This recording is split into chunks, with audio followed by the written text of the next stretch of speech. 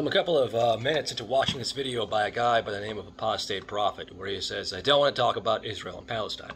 Now, I also don't want to talk about Israel and Palestine. There's a lot going on there. But I'm going to speak to a point that he made that I strongly disagree with. He basically said that he doesn't want to talk about these things because what people end up doing is they end up having debates and forming strong opinions based on their religious preferences, their biases, and such, and all it ends up being is venting. Okay, yes, that is true. That does happen far too often, and it is an issue.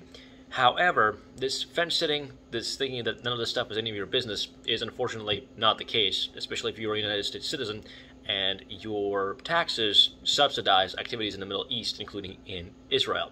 So it very much is your business. You should be informed about it, and one of the ways you can get informed about it is by having discussions. And unfortunately, the way that you kind of come to a comprehension of your ideas of a complex, multifaceted situation is by having a discussion, by saying things, even sometimes strongly, even sometimes wrong things strongly, and then later on, you know, after facing some feedback, perhaps changing your mind.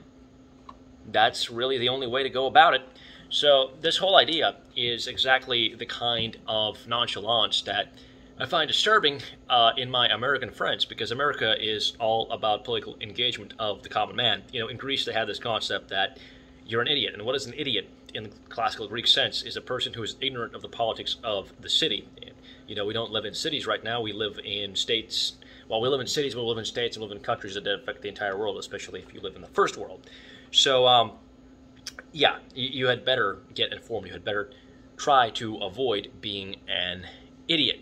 Because what happens when, you know, you kind of, I have this same notion, I have this same predilection. It's kind of a classical, almost Victorian era naturalist, like the profession back then, naturalist kind of ideation of separating yourself from the rabble of these emotionally charged topics so that you can pursue like a pure form of philosophizing.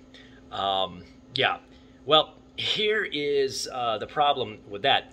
What happens there is other people who are not that sophisticated are going to begin making your decisions for you. And I have friends that fall into this camp, and they're like, oh, well, what does it matter? What can I do about it? Etc., etc., etc. And none of this stuff is ever going to end up affecting me. And then a lockdown happens, and then they can't run the restaurants properly, and then they're worried about the future of their families. You know? You got to stay informed. You got to stay active. All right?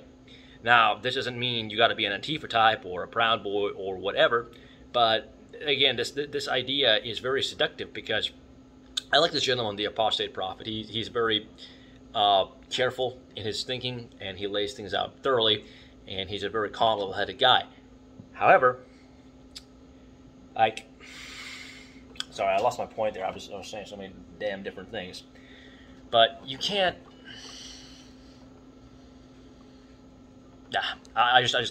But hopefully everything I just said made sense. I just want to get it out there before I forgot about this video because I have a million different things to do. But I hope you enjoyed it. If you liked what I'm saying, give it a like, comment down below. If you didn't, you know, give it a dislike. Call me an asshole. Whatever you choose to do, I'm happy that you stopped by and listened. Cheers. That's what I was going to say. It's almost, you know, despite of how level-headed and careful he is, it's almost a humble brag of like, yeah, well, I care about, you know, the more important things. I don't want to just be somebody spouting an opinion to make myself feel good and yada, yada. We're all prone to that. I mean, even that is kind of forming an opinion to feel, that feels good.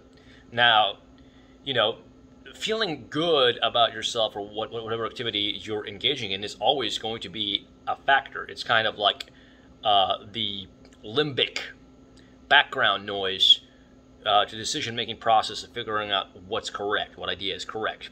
So, I mean, you can't really escape that. That is the final point I wanted to make. Thanks so much.